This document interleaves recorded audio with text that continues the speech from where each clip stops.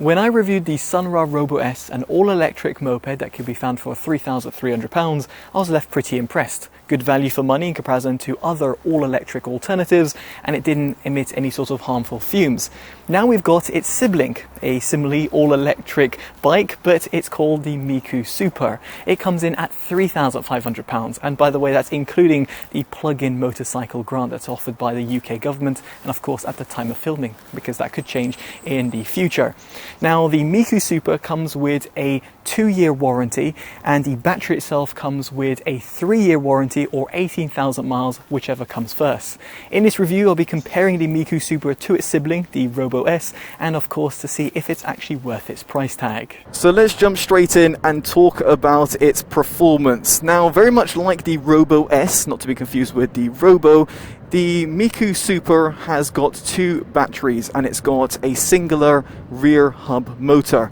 Now that dispatches around 3 kilowatts of power, and this means that it's the equivalent of 4 horsepower. Now that might not sound too exhilarating for a lot of individuals, but nevertheless over here it means that you can go from 0 to 20 miles an hour in a tested 3.2 seconds, and a 0 to 30 miles an hour in 5.78 seconds. Now, we didn't test the 0 to 50 miles an hour claim, and we'll touch upon why very shortly. Now, of course, the performance figures that we've just given you have been tested via RaceLogic's VBox Sport and our own independent figures, and of course your mileage may vary depending on how you drive and where you drive, but we're on a pretty good tarmac when we're doing that.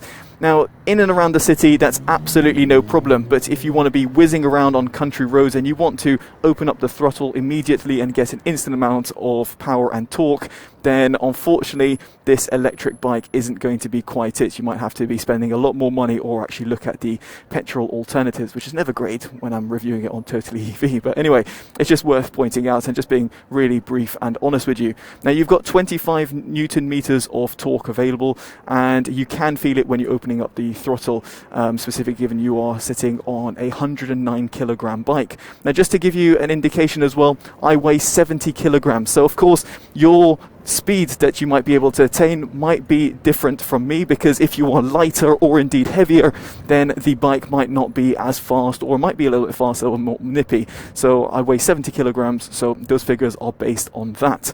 Now, in terms of the top speed, you have got 3 different modes to choose from. Just by the throttle, you have got the ability to change different modes. It's very easy and very intuitive to do. No complaints whatsoever in this department. However, when the bike first starts up, it always will start up in mode 2. Now, mode 2 means that you're limited to a top speed of 40 miles an hour, which isn't too bad. However, mode 1 limits you to 30 miles an hour, which is quite handy in and around the city, although saying that in London it's always limited to 20 miles an hour, which feels like absolute snail pace. But nevertheless, you have got mode 1 at 30 miles an hour. Now, in terms of mode 3, that opens it up to 50 miles an hour, which is the quoted max speed of the Miku Super. Now, what I will say over here is that when it comes to its top speed, we had it tested at 48 miles an hour, so not quite hitting the 50 miles an hour claim. Now, the reason behind this is because the battery level indicator, in other words, the amount of battery that you've got remaining, depends on the amount of top speed that you can get. Now, between 70 to 90%, you should be able to attain roughly 48 to 46 miles an hour. If you were to go over 90%, in other words, from 90 to 100%, you should be able to attain just north of that 50 miles an hour claim. If you are to go lower than 70% and between 13%, you should be still sitting around 40 to 45 miles an hour. However, going underneath 13% battery will result in you going to a max speed of 30 miles an hour. In other words, the equivalent of mode 1, and this is somewhat of a power saving feature. Now, I've got no real complaints of that, but it's just something worth considering, that if you're doing a longer journey and you want to be calculating based on, let's say, the average speed, which might be, let's say, 40 miles an hour, then it's just something to be considering, that you won't be able to attain the full battery range, or should I say the full top speed, depending on the battery that you have got remaining. So hopefully that all makes sense, but if you've got any questions, then definitely do ask me down in the comment section below. So aside from raw performance, what about when it comes to the ride quality? Well, here I must say I'm actually really impressed with the Miku Super. Now again, bearing in mind I am 70 kilograms in terms of weight, I'm not exactly a big rider, and also I am just under 6 foot, so just something worth considering. Now in comparison to the Robo-S that I previously tested, where I felt a little bit uncomfortable on my quad muscles and my knees due to the positioning of my feet, at least in terms of how the seat was positioned, which would be the same case that you could say about pretty much any sort of scooter out there, specifically electric ones due to the positioning of the battery. Here the Miku Super just feels a lot more connected. At least in my opinion, I feel a lot more connected with the road under me, and I feel a lot more, well, just comfortable in terms of doing certain maneuvers. Now, aside from the maneuverability and the comfort, which is very subjective in that respect, depending on your weight and your height, here the bike actually has a pretty good suspension setup.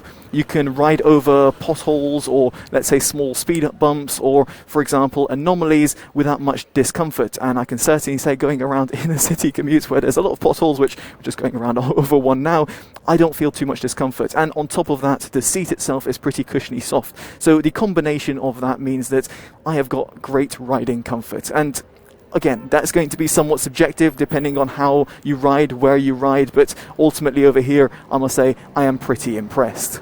Now, aside from this, the Miku Super comes fitted with 120/70 12-inch tyres, and over here I felt very confident when it comes to manoeuvring around the city. Now, the brake system is a little bit different from front and back, where about the front you've got triple piston hydraulic calipers sitting on 220mm disc brakes, while at the rear you've got single piston hydraulic calipers sitting on 190mm disc brakes. Now, no matter the combination or the differences between the front and rear, I had plenty of stopping power and confidence, be it when it came to tethering it in and around the city, or when I was going at higher speeds and therefore having to potentially perform a bit more of an emergency brake system. Then I had no problems whatsoever bringing the Miku Super to a complete standstill. Now, the brakes both at the front and back also do initiate a degree of regenerative braking, which goes on to the rear hub motor, and a rear hub motor basically works in somewhat reverse and therefore recoups energy back into the battery pack. You can see it performing on the LCD display, although you won't actually notice too much of degree of regenerative braking, in other words deceleration, rather just the fact that when you're braking you know that it's harvesting energy and therefore trying to be as efficient as possible. Now, with that in mind, it actually perfectly brings us onto its electric range, because being as efficient as possible is definitely going to be important for you to maximize on that.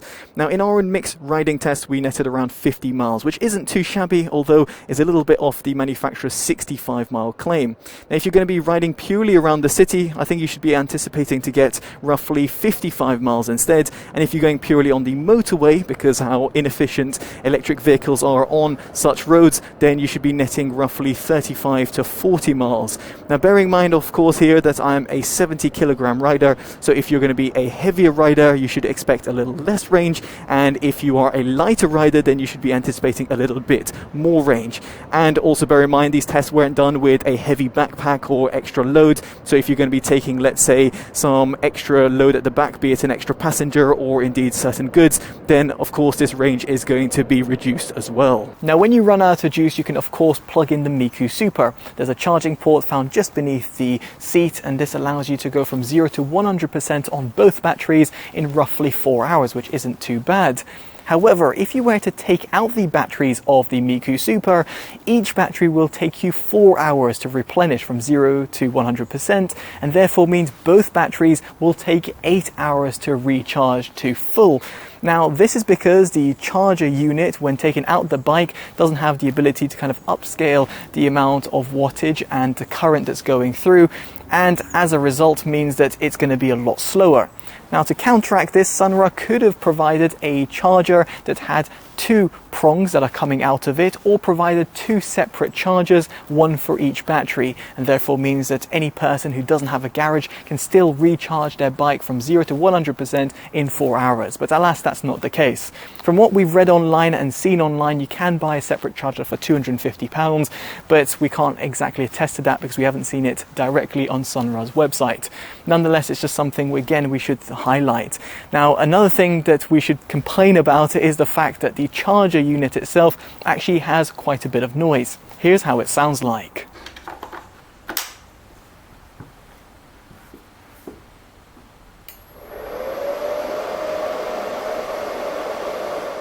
Now I don't know what you make of it, but for me it was like a little hairdryer running on its lowest setting, but then running for up to 8 hours, which is pretty ridiculous. Indeed, it took away from the serene home environment that I had, and I can't even bear to imagine if I were to take those batteries into a workplace and plug it in next to my colleagues, what they would actually think about it. But do let us know what you make of it down in the comment section below.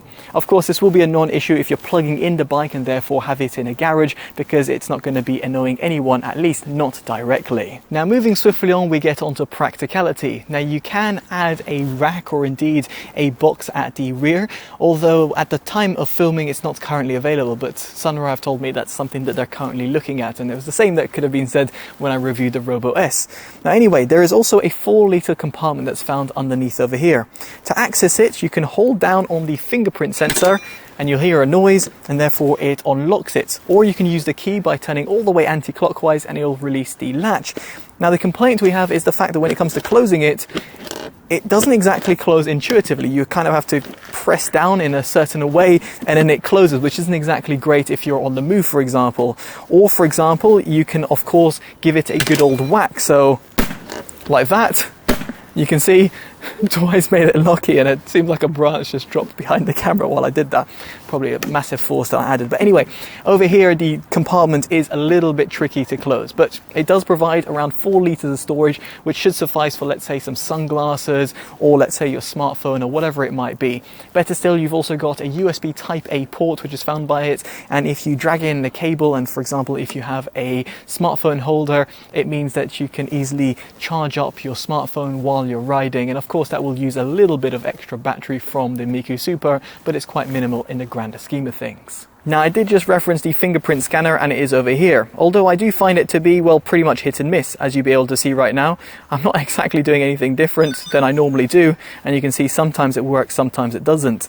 Let alone if you've got wet fingers or indeed you've got the wet sensor, then it's pretty much not going to work at all. As a result, you're going to probably want to reside on using the key. It's something that I actually preferred using, because the key itself, not only does it allow you to switch on and switch off, and by the way it's not doing it because I initiated the bike via the fingerprint sensor, but because I can apply the steering lock, which is something that you cannot do via the fingerprint sensor. So as a result means that for your security, you'll probably want to still resort on using the bike, and therefore the fingerprint sensor is just a nice addition, but not something that you should really rely on. Now you can also use the Sunra app, which connects over Bluetooth to the bike, and therefore means that you can unlock it, alarm it, or indeed even open up the storage compartment. The app itself is intuitively laid out and provides you all the right tools that you need for the Miku Super, and is a worthwhile inclusion by the manufacturer. So finally we get onto its design, and here subjectively I think it looks really stylish. It's available in black, red and blue finish. Of course the latter is pictured. Now no matter which colour you go for, you will find a blue LED indicator which is found on the side, which shows its logo. I think it's pretty snazzy, it looks quite nice, specifically if you're riding at night. Speaking of which, the headlight and the tail light design are very snazzy and modern looking, and I've also still got that little bit of a retro feel to them. And as for the indicators, they're very bright as well. Now on that note here, the indicators do not have a push to cancel, very much like the complaint that we had of the Robo-S, and as a result means that if you're going from left or right, you'll have to bring it to its center position each time, which can be a little bit finicky when you're riding. Now other than that, the button placements are all really well done. They're very intuitively laid out, and you've even got a reverse mode, something that I didn't actually cover before, but the reverse mode means that you can really pop the motor into reverse and use the throttle in order to reverse the bike. This can be quite handy if you are parked up in a tight space. Now on the subject of parking, there is no center stand on the Miku Super, something I do not understand why has been omitted altogether from Sunra, because it was present on the Robo-S. Now the reason I pointed this out is because the side stand is a little bit oddly placed. Now right now I'm on a very slight sloping pavement, which is sloping towards me, and as a result, if I'm parked up the bike like this on a road, a slight little knock would easily make this 109 kilogram bike pretty much fall over. So as a result means that I would have to switch it around and park it the other way around. Yes, that might not be much of an issue for certain people living on more flat surfaces, but if you're parking in and around the city, you'll find that certain pavements are sloped, and therefore means that you'll have to think twice as to how you're parking the Miku Super. Now I should also point out that the Miku Super Super is a relatively compact electric bike, and as a result means that the rear segment of the seat doesn't extend all that far back, and that might be a little bit of a problem if you're regularly taking a passenger, for example an adult. However, it won't be too much of an issue if you're taking a younger child. Let's say, for example, you're doing the school run. Now, the rear segment of the seat is still cushiony soft, and the footrests are very easily deployable. It's worth considering that the max load of the bike sits between 150 to 180 kilograms. Now, other than this, it might be pretty obvious, but the Miku Super does not have an exhaust system, which has its pros and cons. But in terms of the pros, it means that if you're regularly taking, let's say, a child and they're a little bit forgetful, for example, it means that they're not going to be accidentally burning their leg while sat on it. I almost did that many times when I was younger, sitting at the back of my dad's Honda Hornet. And on that note, it's just worth pointing out that there is a bunch of electronics that reside underneath the seat, specifically towards the front, whereby you, the main rider, will be sitting. As such, on a hot summer's day and on a longer ride, you might get a little bit toasty. Now, it's not uncomfortable to say the least, but just something worth pointing out. And also, it is worth considering that even on a non-electric bike, the hot exhaust system and in combination with a hot engine will be running, and that will also similarly be hot towards the front segment of the bike. So with all of that in mind, it brings us on to our verdict. And if you're looking for an all-electric bike and you're not too sold on a moped, then the Miku Super is absolutely fantastic. It's really fun to ride, it's comfortable, gives you a good amount of range and performance, and it's supremely stylish. As a result, it actually gets our Best Buy award. We actually prefer it over the Robo-S. Now, it is worth considering, and we do have to be realistic, that at £3,500 it is still pretty expensive. Of course, we're an EV channel, so we review electrified vehicles and fully electric to, let's say, plug-in hybrids, but nevertheless over here it is worth considering that in the bike market that you can find yourself a lot cheaper alternative for the same amount of power, or for the same amount of money that you'd be splashing out on the Miku Super, you can get yourself something a lot more powerful. Nonetheless, over here, it is worth considering that you can recharge an electric bike overnight at home for a lot cheaper price than refueling. And of course, it doesn't emit any sort of harmful fumes, which if you want to protect, let's say, the planet or the city that you're living in, then it's a worthwhile thing to consider. Now, we'll be intrigued to hear your thoughts of the whole e-bike market and of course of the Miku Super. If you own one or if you're thinking of one, do let us know down in the comment section below. And before exiting the video, definitely do drop a like, subscribe and hit that bell notification, because all of which are definitely appreciated and allows us to continue delivering honest reviews like this one. As such, I've been Chris from TotallyEV, and I'll hopefully see you in the next one. Take care of yourselves and goodbye.